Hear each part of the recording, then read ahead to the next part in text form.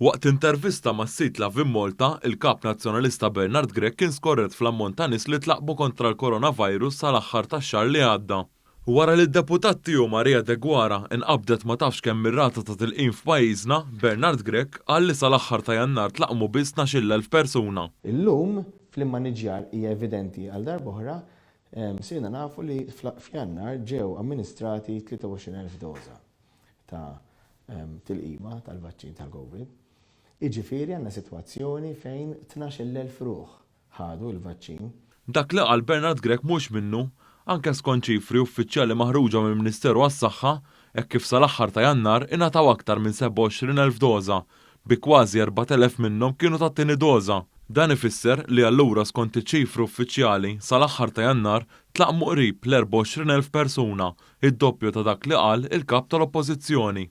Saħansitra, il-ġurnalist li kienet jistaqsi ikkoreġa lil Bernard Grech. Biex ikunu iktar ċari hemm iktar minn 12,000 għax kienu inqas minn nofshom li ħadu tieni doża s'issa.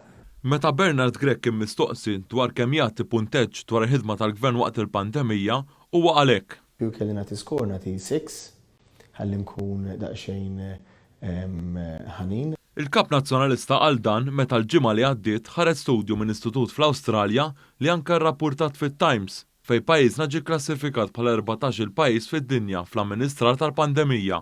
Malta anke għandha l-ewwel rata ta' tilqim fost il-pajjiżi tal-Unjoni Ewropea, bir-rata hija saħansitra iżjed mid-doppju tal-medja Ewropea.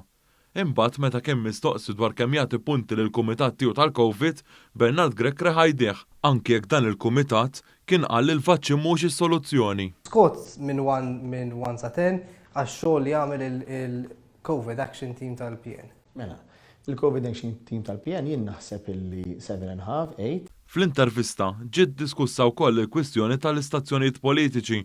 Bernard Grech jammetti li l-Partit Nazzjonalista għaddu jħaddan politika kontra l-istazzjonijiet politiċi. Ċembru ta' 2019 il-PN ħarġeb dan il-policy tiftakru tal-demokrazija insomma u qed jgħid li wasal iż-żmien għal riforma fil-PBS u meta dan biex ikun iktar indipendenti, meta dan isseħħ il-partiti jistgħu jagħlqu l-istazzjonijiet politiċi.